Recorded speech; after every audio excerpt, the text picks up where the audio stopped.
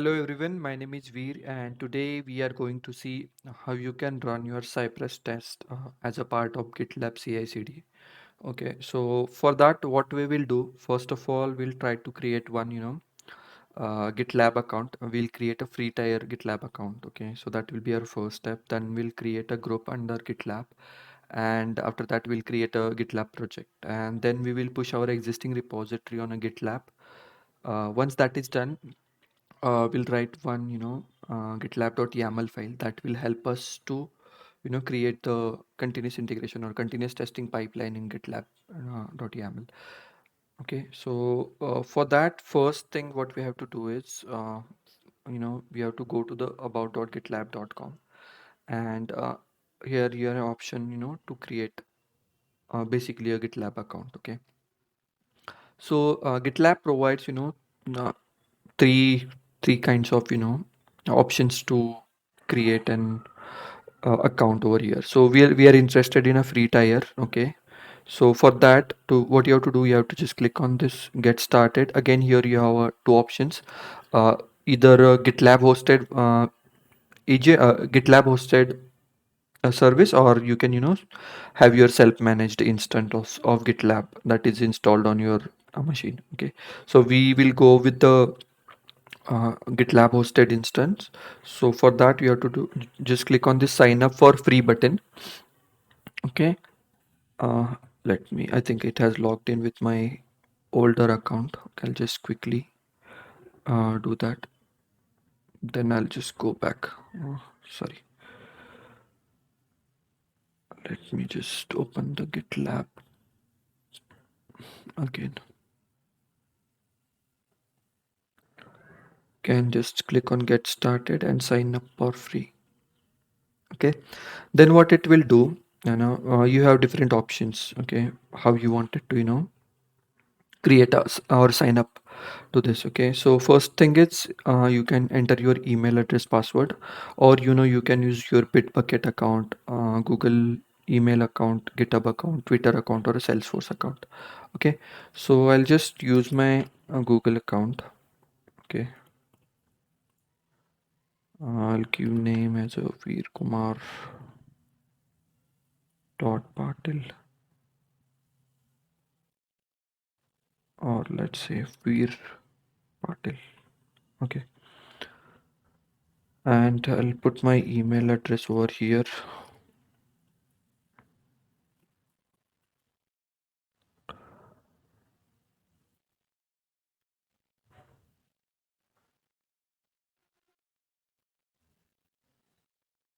Okay, so you have to just enter your username and password, okay, for this account.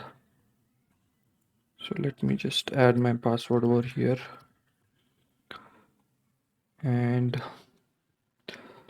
it will register yourself. So what it will do, basically it will send you one confirmation email on your Gmail account. Okay, so for that, what you have to do, you have to just go to your email address, and uh, you know uh, you just need to confirm that it is your account. You have to just click on that confirm your account link.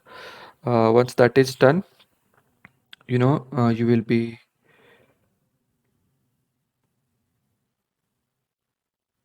you can just go to the gitlab dot, so that basically the sign up page, a sign in page, and from there you can just log in.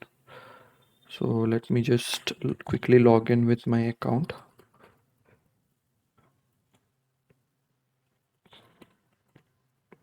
I'll enter my password and I'll click on sign in. So it starts welcoming you to the GitLab. So you can select any of the role from the options available. I'll just select uh, you know different options combination. You can create anything, any options from here. So it is currently I'm only interested in just single user instance. And if you wanted to select create new project, join new project, and if you wanted to receive updates on GitLab via email, so you can just select that. It's optional, okay, basically. But if you wanted to have the notifications from GitLab, or any new things that is happened on the GitLab, you can select this. So I'll just click on continue, and here you can create a group over here. So it's where how the group allows you to organize your projects basically. Okay, so let's create a new group called as test automation, let's say, and I'll say project name as a Cypress Bootcamp. Okay, I don't want it to have the GitLab readme. I'll just have this thing, and what I'll do, I'll just click on create project. So it will take some time to create your project and uh, your group. Okay, so it has created. Now you just click on this. Okay, so if you wanted to send invite to one of your colleagues, or if, to anyone, you can just give its name or email address with his role, what will be his role on this particular project, and you can send. Currently I'm not interested in doing that, so what I'll do, I'll just click on create repository.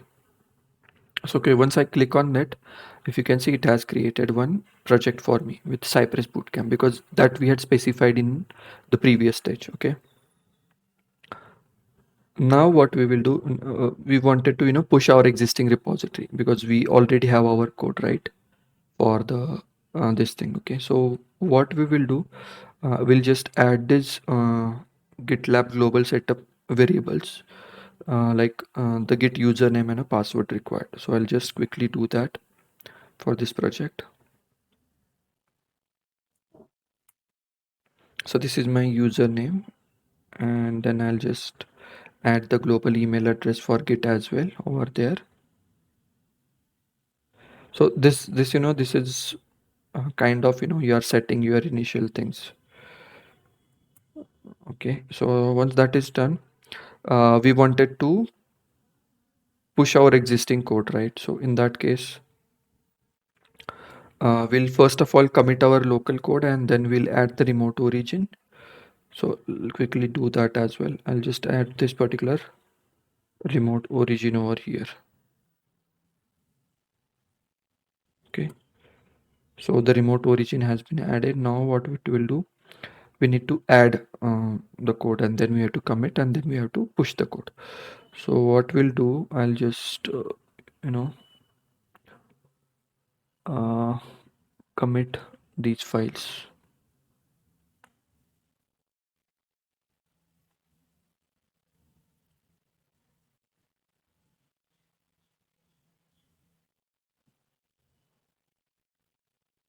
First of all, I'll stage this. Okay, and I'll just commit, edit. I'll just test repo for GitLab demo. Okay, I'll just add this particular commit, and I'll just commit this. Okay, so everything is now committed. Now the next thing what you have to do is you have to push this to code. Okay, so you can just use this command, push git push u origin main. Okay, instead of main, in our case this will be a master, because this is our master branch. Okay, so I'll quickly do that. Just copy this.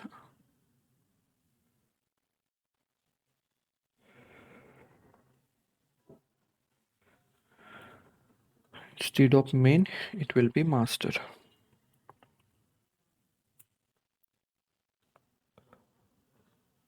Okay, now it is asking you a GitLab username. Okay, so in this case, our username is you can say Veer Patil. So you have to as per your need, basically. If you use your username, you have to just put that. So this is my username and the password.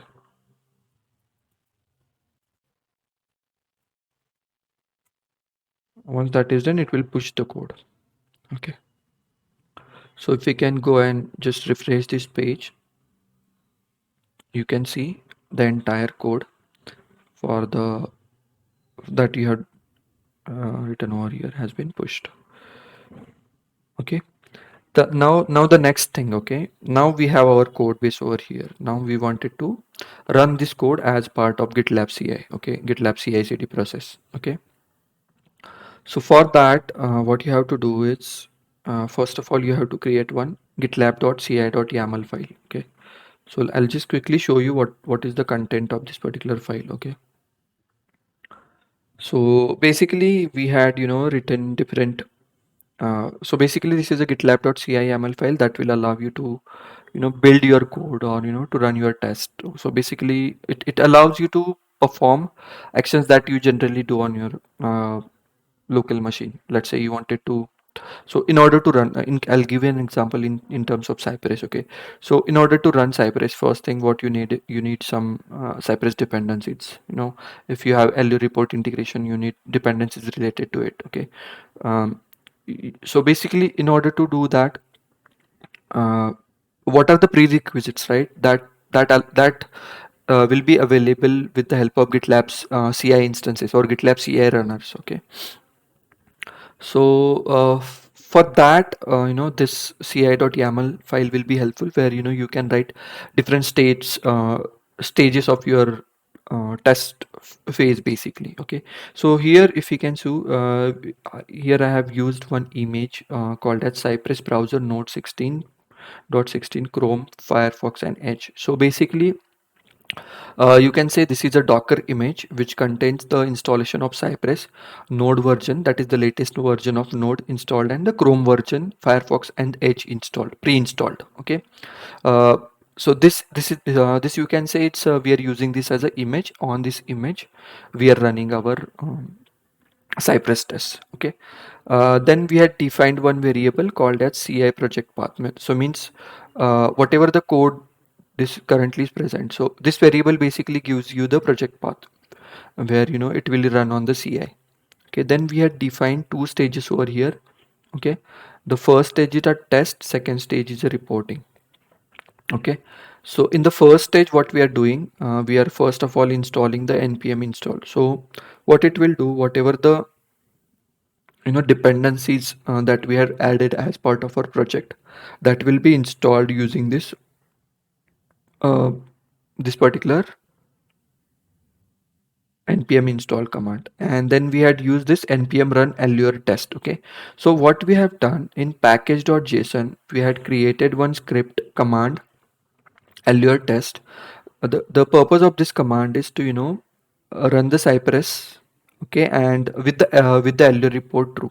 Okay, so this will basically generate the Allure report or execute your test when with Allure report integration. Okay, so this is our first stage. Okay, after that, what we are doing is we are keeping. So once this stage is executed, right, we get one folder created. So basically, it creates one folder called as Allure results. Okay, and that is needed when we wanted to generate a Allure report based on the this particular Allure results folder. Okay, so in order to do that, what we have done, we had uh, we get that particular artifacts and we use it in a next stage, that is the pages stage, or say reporting stage. Okay, so here we are using a another Docker image which has Java installed. Okay, because Java is needed in order to run the Allure command, to basically to generate the Allure report. Okay, and here what we are seeing, we need the test stage data. So basically we need the artifacts that are created during the test phase. So in this case, what artifacts has been created? Nothing but this Allure result folder. Okay, so that we are in needed. Okay, and then what we are doing, based on this particular artifact, we are running a command called as allure generate allure results. So basically the allure generate will generate the allure report, basically. Okay, and before creating the uh, new report, we wanted to clear the existing report. That's why use this clean dash dash clean dash o allure report. So that will clean the folder. Okay, and so once you execute this command, a new folder with allure report name gets created. Okay, so the Allure report folder contains all your HTML and related information. Then what we are doing, we are just copying this Allure report folder, okay, on a public folder. So you can say a public folder is nothing but on GitLab. It it it allows you to create certain. So this public folder allows you to publish static HTML pages on a GitLab pages basically. So GitLab has option where you can publish your pages. I'll show you that where you can find that. Okay, so that's the thing that you need to do, in order to create the gitlab.ci.yml file. So what we will do, I'll just quickly commit this file and push the changes. Okay, so I'll just say edit gitlab.yml file. Okay, so I'll just push.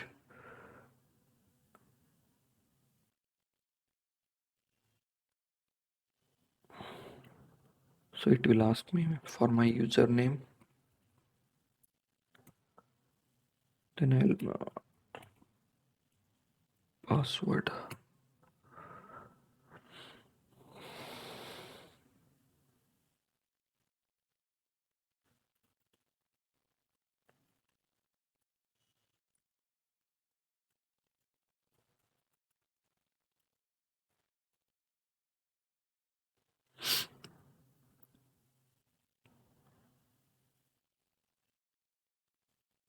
So basically it has pushed, I guess. So let's see whether that new change has come on the GitLab or not. Okay. So if you can see, the new commit has been come. And if you go to the CI/CD over here, okay, you can see a new pipeline has been created, but it got failed. I know the reason basically why it got failed. Then we'll see how you can fix this particular change. Okay. So the reason, if you can see, pipeline is failing. To keep GitLab spam and abuse free, we ask you to verify your identity. So basically, what is happening is, what GitLab claims is that people are started abusing the use of GitLab, you know, a free tier instance, and they were trying to run some uh, some code that will be do some mining activities, that kind of the bitcoin mining and all those kind of stuff. So in order to avoid that particular activity, what they started doing is they're just asking one time thing where you have to give your uh, GitLab will not charge you, but basically they will verify that it is a valid person, and you have to put your credit card number, CVE details along with the expiration and everything. Okay, so you have to just put on this particular thing, and you have to just click on the validate account. Okay, that's the thing you have to do. Okay, so once that is done, you can just go to the CI/CD pipeline again, and you have to just click on this run pipeline button. Okay, you have to select the master, or if you have any other branch, you have to click on that branch, and you have to just click on the run pipeline button. So okay, that's the steps that you need to perform. Once that is done, it will start executing your pipeline. So I'll just quickly I'll just pause video, and I'll quickly do the details, and I'll relog in. Okay. So okay, so one of my account, I have added the this thing, the credit card details, and I'll just trigger a pipeline over here. Okay, I'll just click on this run pipeline button, and I'll select the branch as a master branch, and I'll just click on the run pipeline button. Okay, so what it will do, it will trigger those stages. Like if you can see, it is first executing the test stage.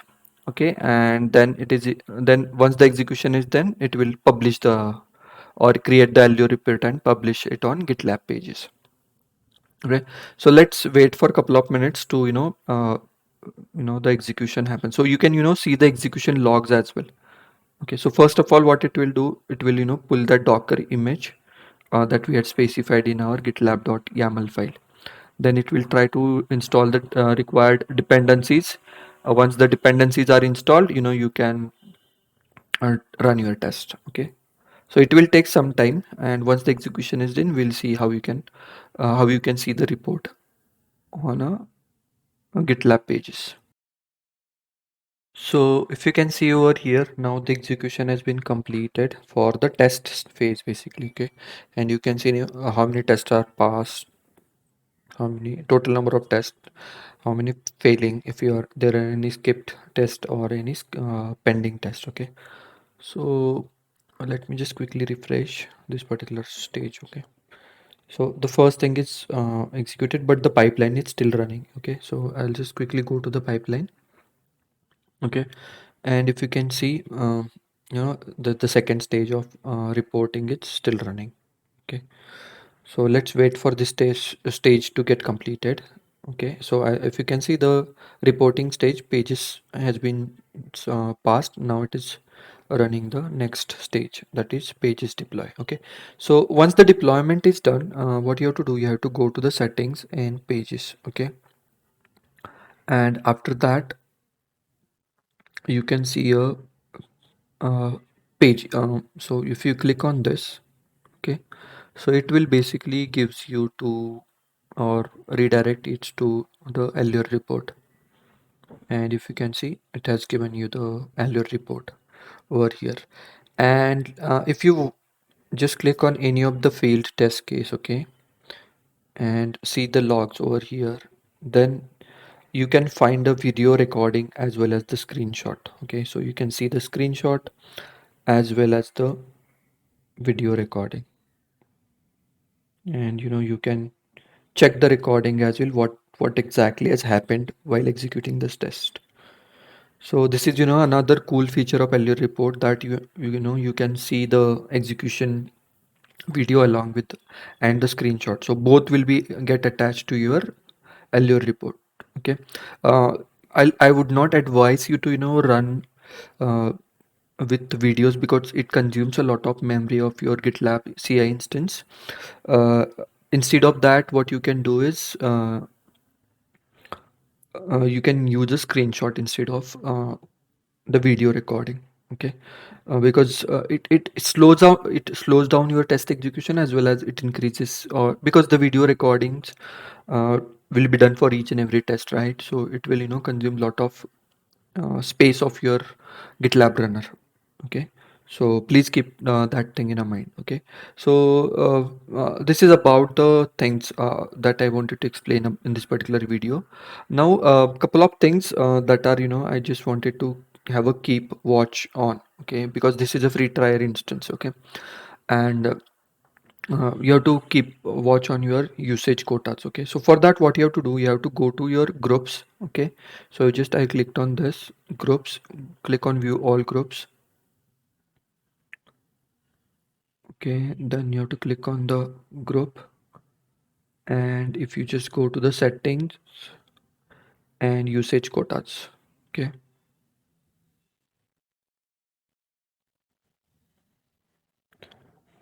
and if you just click on the pipeline usages, it will show you CI/CD minute usages. Okay, so you have to keep watch on this basically, because the free tier account only has 400 minutes to be used in month. Okay, and if this quota gets overrated, you have to buy additional minutes in order to run your execution.